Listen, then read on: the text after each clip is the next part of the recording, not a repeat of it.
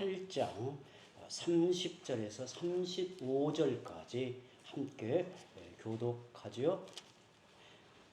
그때 여호수아가 이스라엘의 하나님 여호와를 위하여 에발산에 한 제단을 쌓았으니 이는 여호와의 종 모세가 이스라엘 자손에게 명령한 것과 모세의 율법책에 기록된 대로 쇠 연장으로 다듬지 아니한 새 돌로 만든 제단이라.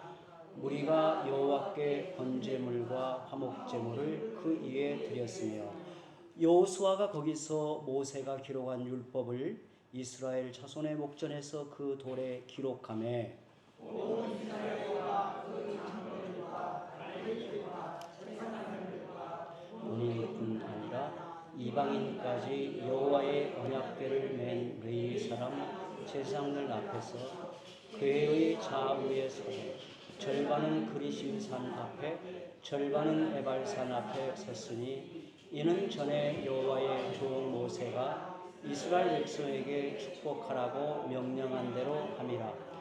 그 후에 여호수아가 율법책에 기록된 모든 것대로 축복과 저주하는 율법의 모든 말씀을 낭독하였으니 모세가 명령한 것은 여호수아가 이스라엘 온 회중과 여자들과 아이와 그들 중에 동행하는 고류민들 앞에서 낭독하지 아니한 말이 하나도 없었더라. 아멘. 아멘. 여호수아는 첫 번째 패배를 딛고서 아이성 전투를 승리로 이끌었습니다. 여호수아가 세워놓은 가나안 정복 계획에 의하면 중앙 지역을 선점한 후에 남부 지역을 먼저 점령하고 다음으로 북부 지역을 점령하는 것이었습니다. 아이성 전투를 승리로 이끌면서 중앙 지역에 대한 정복을 마치게 됩니다. 이제는 남부 지역을 점령하기에 이스라엘 군대가 남쪽으로 이동할 상황 앞에 있습니다. 그런데 여호수아는 이때 좀 다른 선택을 하게 되죠. 오늘 본문 30절, 31절을 함께 읽습니다. 그때 여호수아가 이스라엘의 하나님 여호와를 위하여 에발산에 한 제단을 쌓았으니 이는 여호와의 종 모세가 이스라엘 자손에게 명령한 것과 모세 율법책에 기록된 대로 쇠 연장으로 다듬지 아니한 쇠돌로 만든 제단이라. 무리가 여호와께 번제물과 화목제물을 그 위에 드렸으며 에발산이 위치한 곳은 아이성보다 남쪽에 있는 게 아니라 북쪽으로 40km나 올라가야 하는 곳에 있습니다. 여호수아는 군대만 이끌고 에발산으로 가는 게 아니라 모든 백성들을 이끌고 에발산으로 향했습니다. 그리고 거기에서 제단을 쌓고 번제와 화목제를 드렸다고 합니다. 여호수아는 왜 갑자기 전쟁을 중단하고 에발산으로 갔을까요? 치열한 정복 전쟁이 계속해서 그의 앞에 놓여 있는데 왜 갑자기 전쟁을 중단하고 에발산으로 향하였는가? 이는 모세가 명령하고 율법책에 기록된 말씀을 행하려고 올라간 것입니다. 신명기 27장에 모세가 명령한 내용이 자세히 기록되어 있는데 이스라엘 백성이 요단을 건너서 가나안 땅에 들어가면 에발산과 그리심산으로 가서 하나님의 율법을 선포하라고 명하셨습니다. 먼저는 큰 돌들 위에 석회를 바르고 그 위에 율법을 기록하여 에발산에 세우라고 하셨습니다. 그리고 다듬지 않은 돌로 제단을 만들고 번제와 화목제를 드리라고 하셨습니다. 또한 12지파 중에 절반은 그리심산에 나머지 절반은 에발산에 서게 했습니다. 그리고 법궤를 맨 제사장들은 그리심산과 에발산 가운데 골짜기에 서게 했습니다.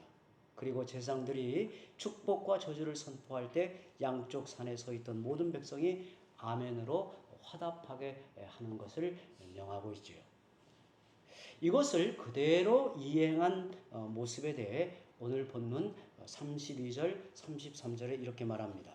여호수아가 거기서 모세가 기록한 율법을 이스라엘 자손의 목전에서 그 돌에 기록하며 온 이스라엘과 그 장로들과 관리들과 재판장들과 본토인뿐 아니라 이방인까지 여호와의 언약궤를 맨 레위 사람 제사장들 앞에서 궤의 좌우에 서되 절반은 그리심산 앞에 절반은 에발산 앞에 섰으니 이는 전에 여호와의 종 모세가 이스라엘 백성에게 축복하라고 명령한 대로 함이라.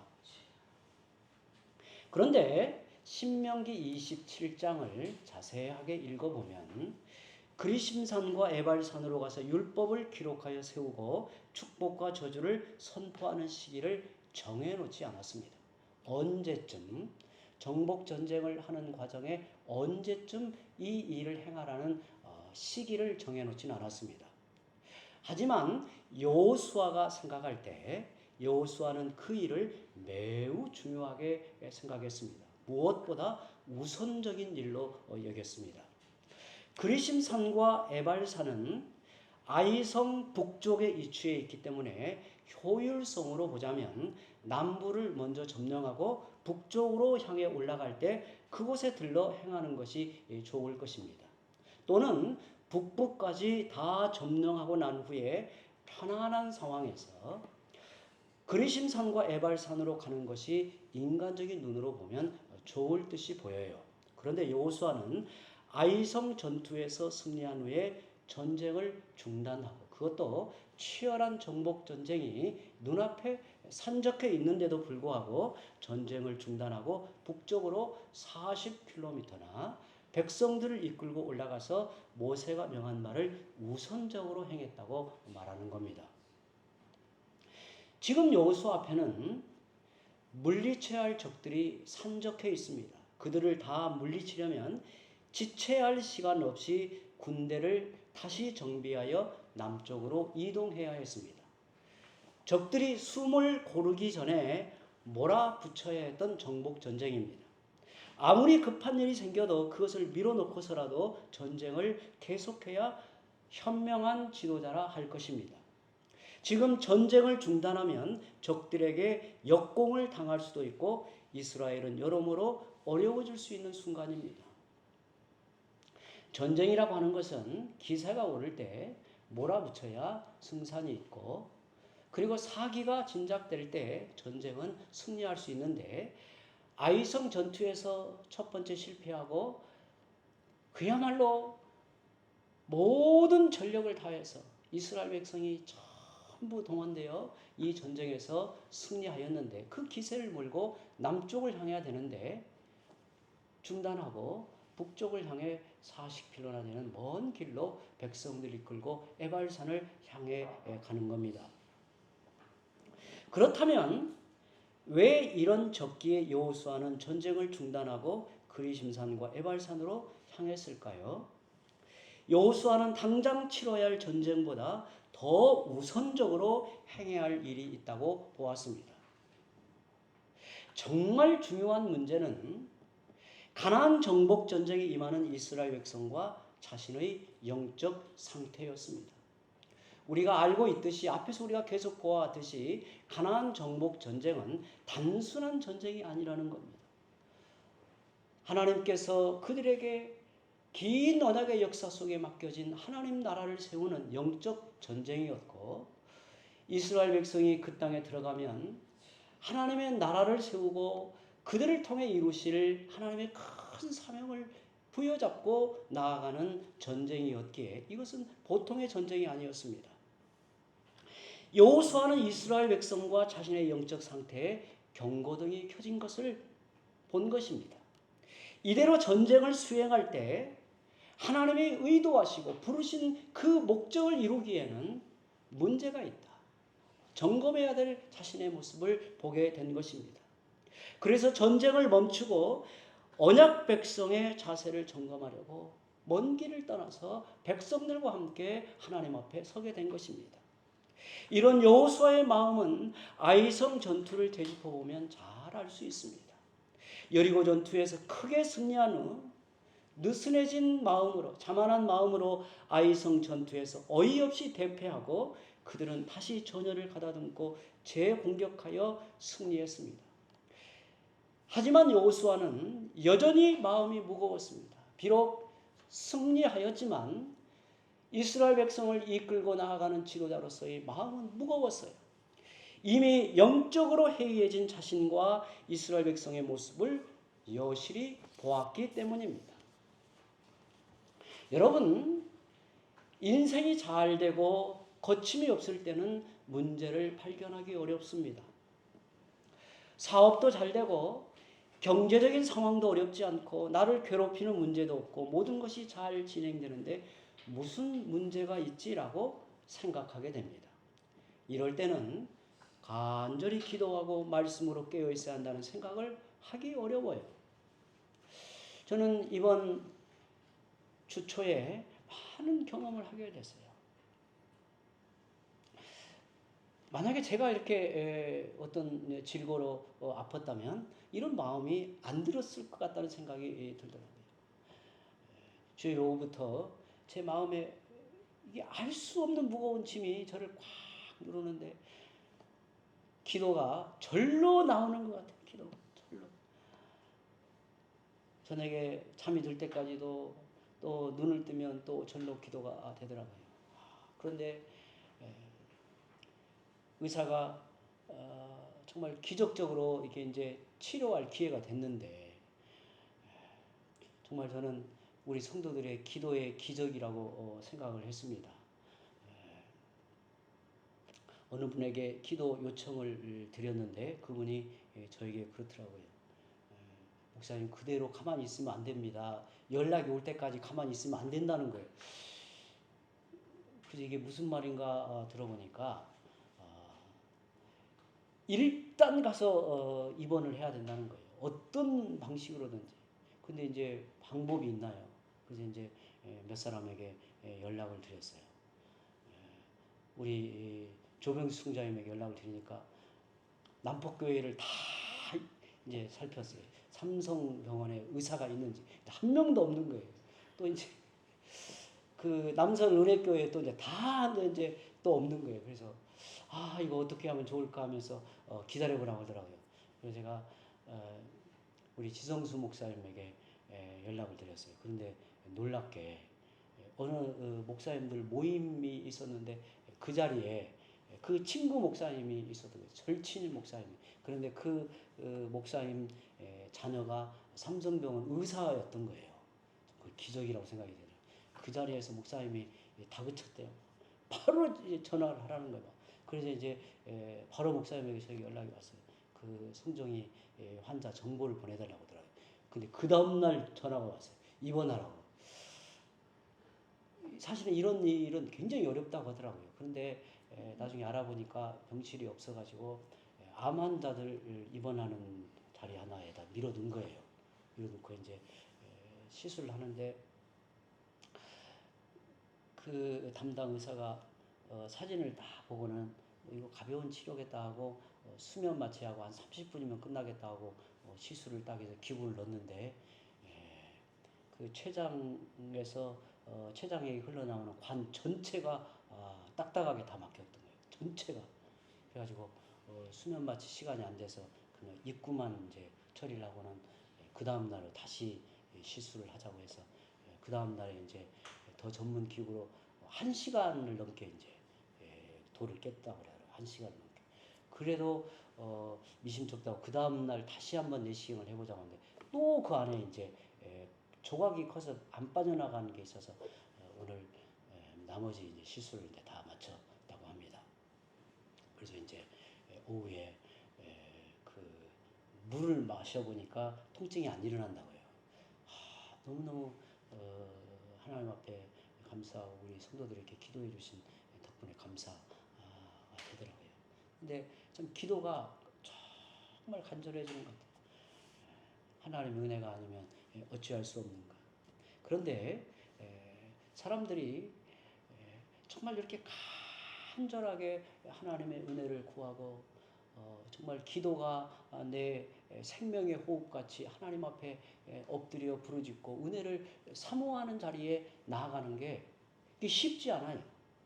더군다나 승리하고 평탄하고 문제가 없는 듯이 보일 때에는 간절함이 일어나기가 어려워요. 그런데 여호수아는 영적인 진단을 내리게 된 거예요. 이때 영적인 점검을 하지 않으면 우리가 이 거대한 가나안 정복 전쟁을 행하여 감에 있어서 우리 스스로 한계를 가지고 있다.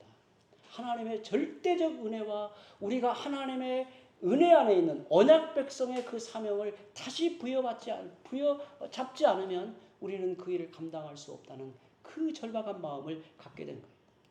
이게 바로 이스라엘 백성이 가나안을 성공적으로 점령할 수 있었던 지혜였다는 사실이에요. 이스라엘 백성이 세겜으로 올라가 한 일이 무엇입니까? 전쟁을 준비하러 간 게 아닙니다. 오로지 하나님께 집중하며 하나님 앞에 자신들을 바로 세우고자 했습니다. 에발산에 제단을 만들고 번제와 화목제를 하나님께 드렸습니다. 이스라엘 백성 앞에 언약의 말씀을 낭독하고 백성들은 아멘으로 화답하게 되죠. 이는 이스라엘 백성과 하나님 사이에 언약을 갱신하는 의식이었습니다.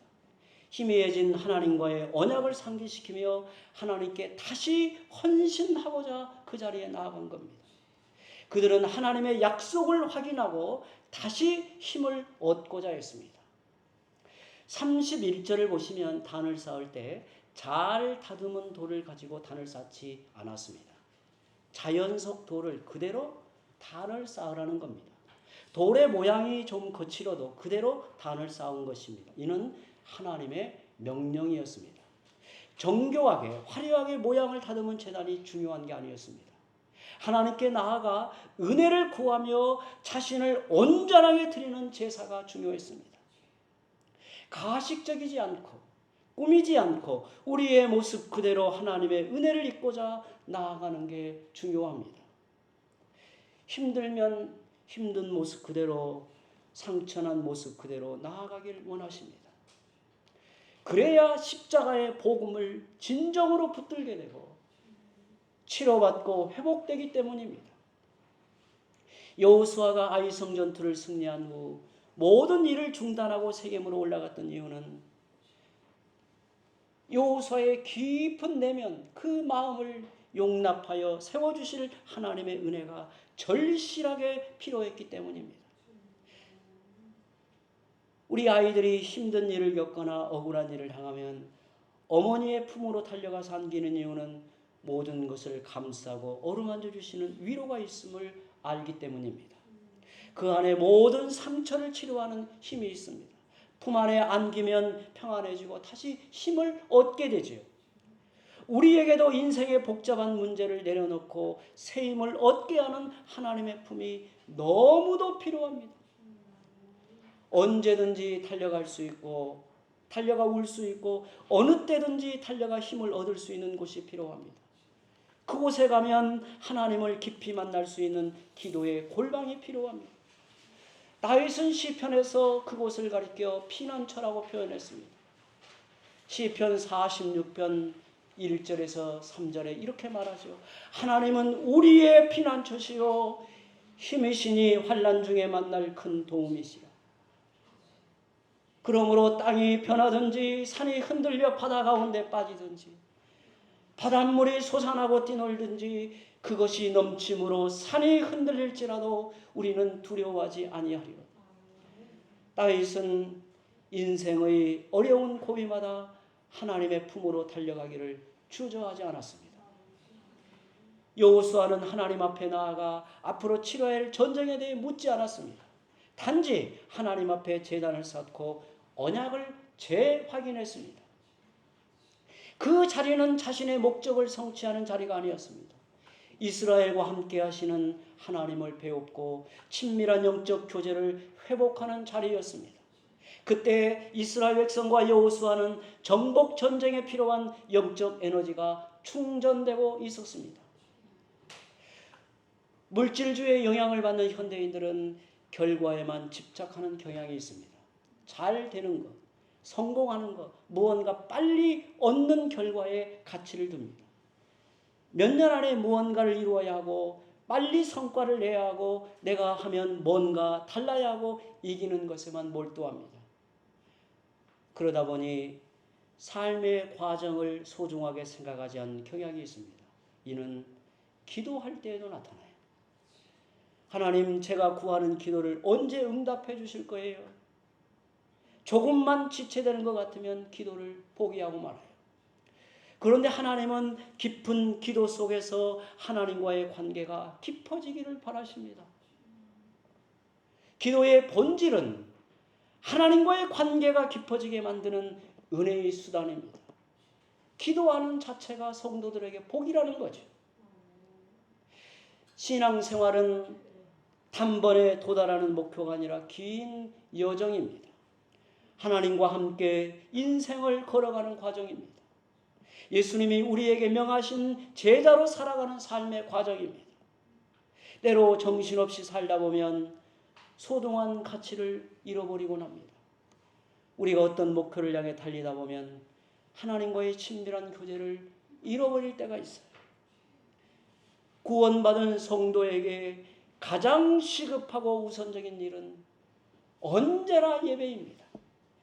하나님과 동행하는 삶입니다. 언약 백성의 본분을 잃어버리지 않는 것입니다. 이것을 놓친다면 자기 인생의 가장 큰 손해를 당하고 있는 겁니다. 바쁘게 살아가는 걸음을 멈추고 하나님께 예배하는 시간이 아깝습니까? 하나님 앞에 나아가 은혜를 구하는 기도의 시간이 지루합니까? 그렇게 자기 시간을 쓰다 보면 결국 더 많은 시간을 들여서 자기 인생을 복구할 때가 옵니다. 매일 식사 때가 되면 밥 먹자 하면서 식탁에 모여 앉듯이 영적인 배고픔을 느낄 때 은혜를 사모하는 마음으로 하나님께 나아가야 합니다. 우리 사랑하는 성도들은 주일이면 그리고 수요 예배 때면 내 영혼에 갈급한 은혜를 채우고자 하나님의 은혜를 갈망하여 마땅히 먹고 마심으로 은혜 앞에 나아가고자 하는 마음이 일어나야 돼요. 만약에 하나님 앞에 나아가는 것이 내 인생에 있어서 무미하고 의미를 주지 못한다면 그것처럼 안타까운 인생이 없는 거예요. 말씀 안에서 내 영혼의 갈증을 푸는 생수를 마음껏 마셔야 돼요. 말씀의 깊고 부유한 은혜 속에서 내 속에 있는 불만, 원망, 괴로운 상처 다 주께서 치유하시고 회복하시는 능력을 입어야 돼요. 말씀이 내 영혼을 깨우고 새 힘을 얻게 할 은혜의 수단이 되어야 합니다. 우리의 믿음이 자라갈수록 하나님과 친밀하게 교통하는 기도 자체를 귀하게 여기십시오. 하나님과의 인격적인 만남을 기대하시기 바랍니다. 하나님을 사랑하고 하나님과의 교제가 깊어질 때 우리는 삶의 현장에서 살아갈 새 힘을 얻습니다. 하나님을 깊이 경험하고 누리며 사는 복된 성도들이 되시기를 바랍니다. 이제 함께 기도합니다.